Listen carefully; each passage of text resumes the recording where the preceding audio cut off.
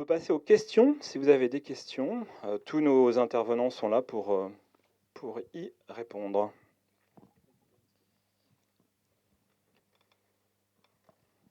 Ouais.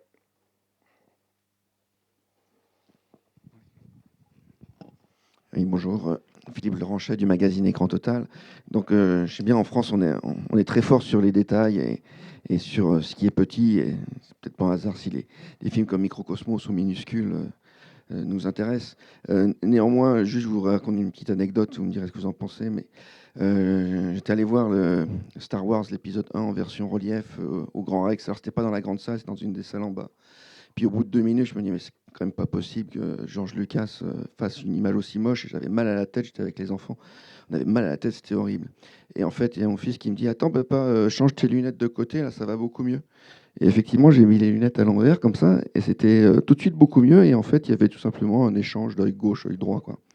Donc voilà, j'aimerais un peu vous demander ce que vous en pensez, parce que finalement, tous ces efforts, s'il y a une erreur de réglage dans la cabine de projection, bah, ça tue tout, quoi. Est-ce qu'on a un projectionniste dans la salle? Ça arrive, ça arrive. Même sur des bandes, j'ai vu sur des bandes annonces dans les salles de cinéma, sur du Disney, ça arrive. Ouais.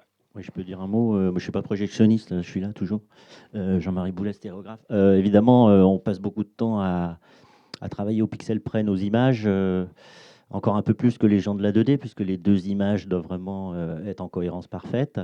Et puis, on se retrouve dans une salle de projection qui, des fois, n'est pas adaptée, ou dont le projectionniste ne connaît pas les b.a.-ba de la 3D.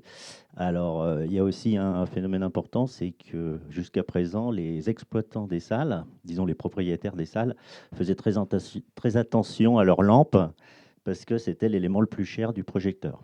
Alors, évidemment, ils baissaient l'intensité. Nous, on sait que si l'intensité est baissée, eh ben, la 3D est diminuée, voire complètement éteinte dans la perception qu'elle peut apporter au spectateur. Donc, tout ça pour dire qu'on attend avec impatience les projecteurs laser, parce que pour les projecteurs laser, on va leur demander de baisser la lumière et donc d'économiser leur lampe. Donc, on a vu des tests et c'est vraiment très important et on espère beaucoup là-dessus.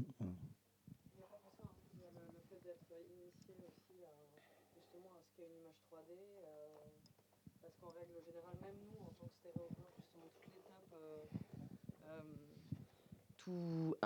toute l'étape de l'étalonnage 3D, où justement on peut, avec certains outils, redonner une harmonie au film une fois que le montage est fait, rendre confortable, parce qu'on a quand même une mission sanitaire qui est d'abord de ne pas, enfin d'installer le spectateur dans quelque chose de confortable, ce qui n'est pas tout le temps le cas, il faut quand même bien le reconnaître.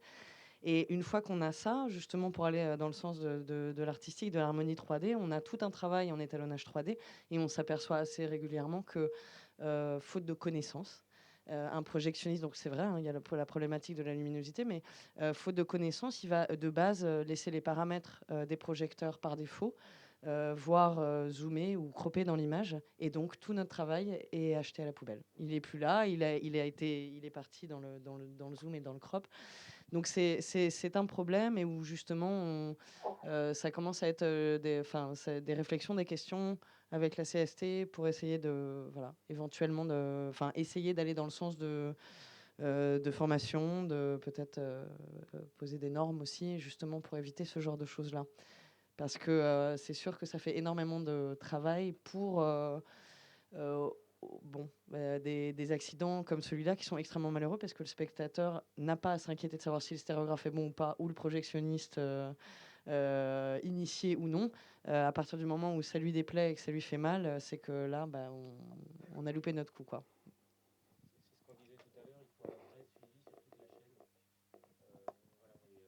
On essaye, nous, avec l'association IP3D, justement, de se battre un petit peu pour ça, pour essayer de faire connaître d'un bout de la chaîne, c'est-à-dire vraiment de la pré-production jusqu'à la diffusion, les contraintes liées à la 3D. Et c'est ce que disaient Joséphine et Jean-Marie, la luminosité, ça en fait partie. Et puis ne pas inverser les yeux, c'est pareil. Voilà. Mais malheureusement, ça arrive encore. Voilà. Donc on a encore du travail avec UP3D, beaucoup. Autre question?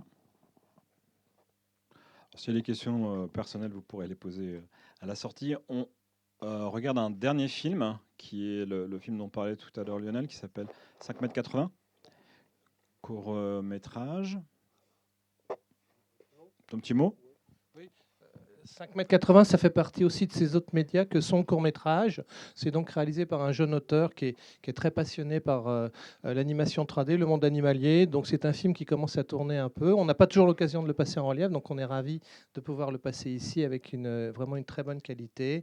C'est un boulot qui commence sa carrière. C'est vrai que Nicolas, comme l'a dit tout à l'heure Sylvain, avait eu l'occasion de bosser sur Sirex, sur les plans sous-marins, et c'est la suite de son travail. Donc voilà ce que peut faire un jeune auteur également en images de synthèse et en relief.